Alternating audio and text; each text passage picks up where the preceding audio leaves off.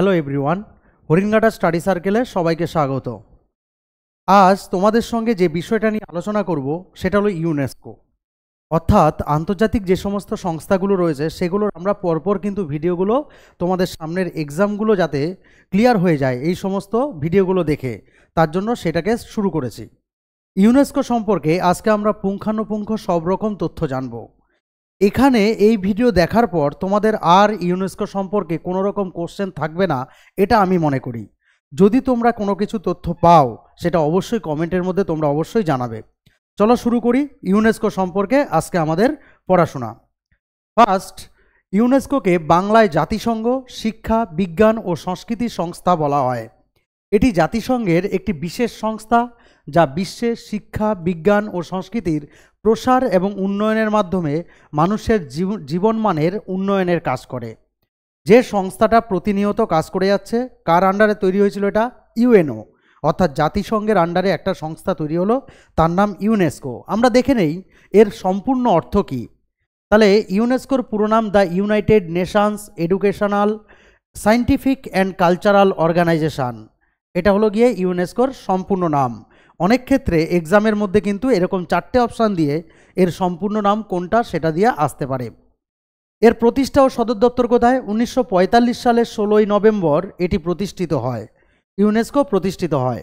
এর সদর দপ্তর ফ্রান্সের রাজধানী প্যারিসে অবস্থিত। আমরা অনেক সময় ইউনিসেফ আর ইউনেস্কো এই দুটো জিনিসের মধ্যে গুলিয়ে ফেলি।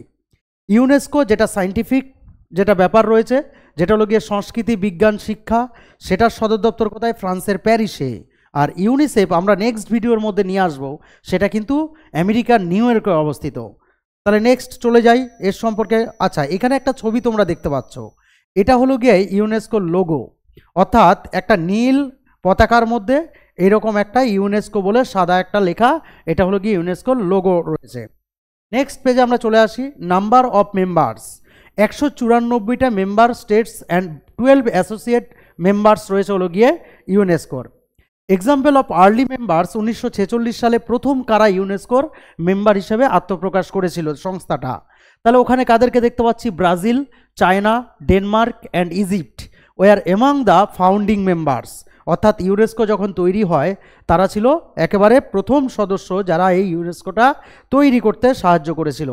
এক্সাম্পল অফ রিসেন্ট মেম্বার, অর্থাৎ লাস্ট কে মেম্বার হয়েছে ইউনেস্কোর? The United states join in July 2023, becoming the 194th member, অর্থাৎ 194তম যে মেম্বার 2023 সালে ইউনাইটেড স্টেটস এর সঙ্গে যুক্ত হয়।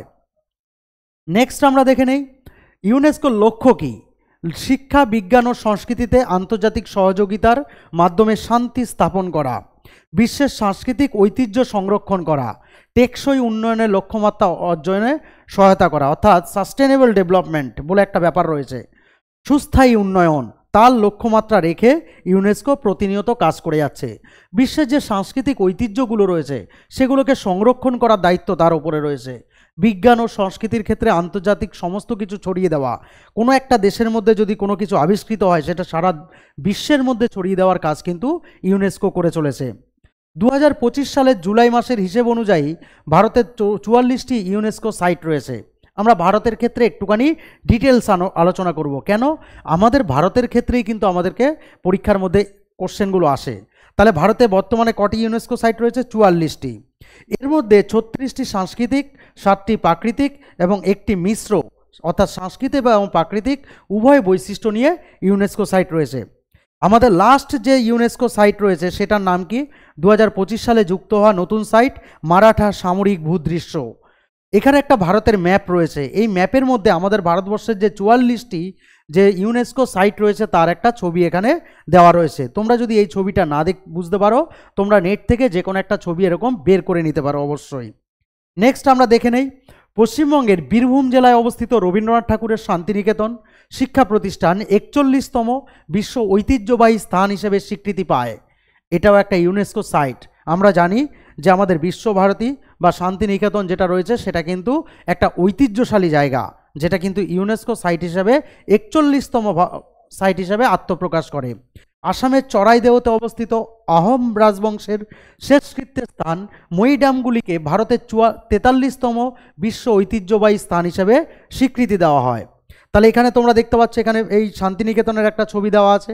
এখানে Maratha military landscape of Indian, যেটা হলো গিয়ে 44তম যে ইউনেস্কো সাইট হিসেবে আত্মপ্রকাশ করেছে, সেটারও একটা ছবি এখানে দেওয়া আছে।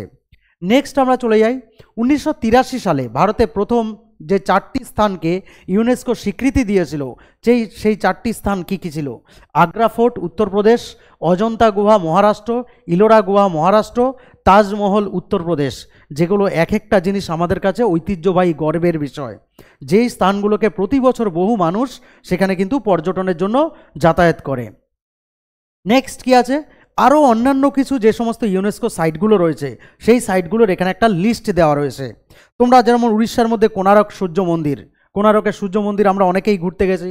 মহাবলীপুরমের মন্দির তামিলনাড়ু, ইলোরা মহারাষ্ট্র, আগ্রা ফোর্ট যেগুলো দেওয়া ছিল একটু আগে, তারপরে কাজিরাঙ্গা জাতীয় উদ্যান আসাম, তারপরে আছে মহাবোধি মন্দির চত্বর বিহার, কুতুব মিনার দিল্লি, এরকম করে কিছু হাম্পি খাজুরাও স্মৃতিস্তম্ভ রয়েছে ঐতিহাসিক, নালন্দা মহাবিহার বিহার, এই সমস্ত জায়গাগুলো, ঠিক আছে। আর আমাদের পশ্চিমবঙ্গের দার্জিলিং রেলওয়ে, যে হিমালয়ান রেলওয়ে, সেটাও কিন্তু একটা ইউনেস্কো সাইট। সুন্দরবন জাতীয় উদ্যান, এটাও পশ্চিমবঙ্গের একটা ইউনেস্কো সাইট।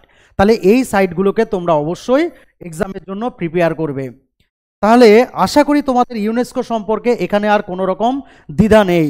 নেক্সট আমরা এরকমই কোনো আন্তর্জাতিক সংস্থা নিয়ে তোমাদেরকে ভিডিও বার্তার মাধ্যমে সমস্ত কিছু পড়াশোনা করিয়ে নেব।